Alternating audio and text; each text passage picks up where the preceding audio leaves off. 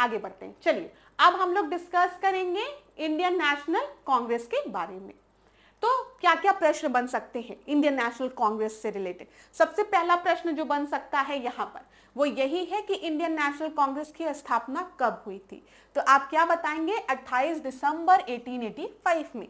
Year आपको पता है कि इंडियन नेशनल कांग्रेस की स्थापना 1885 में हुई थी। अब हो सकता है एग्जैक्ट पूछ ले, 27 दिसंबर, 28 नवंबर, 28 दिसंबर, 29 नवंबर, ऐसा की करता है एग्जामिनर। ठीक है, तो याद रखिएगा 28 दिसंबर 1885 में इंडियन नेशनल कांग्रेस की स्थापना हुई थी। ठीक है, भारतीय राष्ट्रीय कांग्रेस के संस्थापक कौन थे?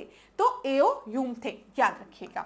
भारतीय राष्ट्रीय कांग्रेस के संस्थापक जो एओ ह्यूम थे ये आपके असैनिक सेवक थे, ये भी याद रखिएगा। एओ ह्यूम की जीवनीकार कौन थे? इनकी जीवनी किसके द्वारा लिखी गई है? एओ ह्यूम की। ठीक है, तो याद रखिएगा डब्ल्यू वेडरबर्न द्वारा, ये भी इंपॉर्टेंट है। ठीक है, जो एओ ह्यूम है वो भारतीय राष्ट्रीय कांग्रेस के संस्थापक हैं। ठीक है, ये एक असैनिक सेवक थे। फिर उसके बाद एओ ह्यूम की जीवनीकार जो है जिन्होंने इनकी जीवनी लिखी है वो डब्ल्यू वेडरबर्न है। भारतीय राष्ट्रीय कांग्रेस का प्रथम अधिवेशन कहां पर हुआ है? तो मुंबई में हुआ है, याद रखिएगा। यहां पर आपको याद रखना है बकमई, बकमई। ठीक है, पहला अधिवेशन जो है वो कहां पर हुआ है? मुंबई में हुआ है। दूसरे की हम बात करेंगे तो वो कोलकाता में हुआ है, याद रखिएगा। तीसरा कहां हुआ है? मद्रास में। और चौथा कहां हुआ है? इलाहाबाद में। ठीक है, याद रहेगा।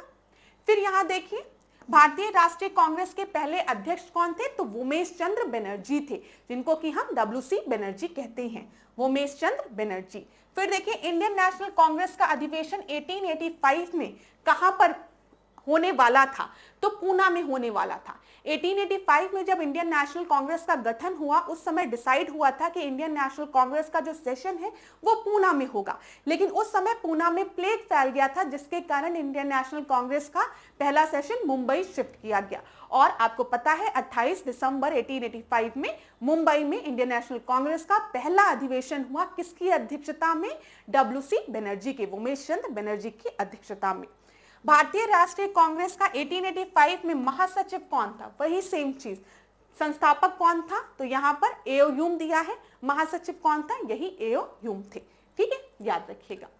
भारतीय राष्ट्रीय कांग्रेस की स्थापना के समय भारत का वाइसरॉय कौन था? डफरिन था। ठीक है, क्योंकि डफरिन कहता भी है ना कि जो इंडियन नेशनल कांग्रेस है वो माइनॉरिटीज को रिप्रेजेंट कर रही है। ठीक है, तो याद रखिएगा डफर था, इसलिए आईएनसी के फॉर्मेशन में योगदान भी दिया और मान भी किया।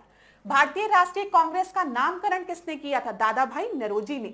मैंने आपको बताया है ना यहां पर कि इंडियन नेशनल कांग्रेस का नामकरण किसके द्वारा किया गया है? दादा भाई नौरोजी द्वारा। यहां पर जो शब्द है कांग्रेस, इसको दादा भाई नौरोजी द्वारा जोड़ा गया था। और दादा भाई नौरोजी ने इंडियन नेशनल कांग्रेस की अध्यक्षता कितनी बार की है? 3 बार की है। जल्दी से ईयर बता दो।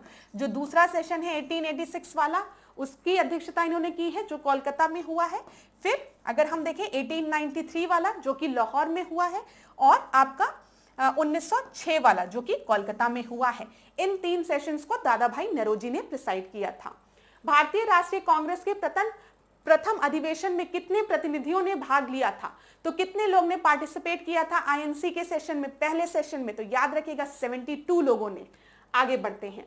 कौन भारतीय राष्ट्रीय कांग्रेस के स्थापना अधिवेशन में उपस्थित नहीं था, सॉरी यहां पर जैसे नहीं दिखा ना, तुरंत याद रखिएगा सुरेंद्र नाथ बनर्जी।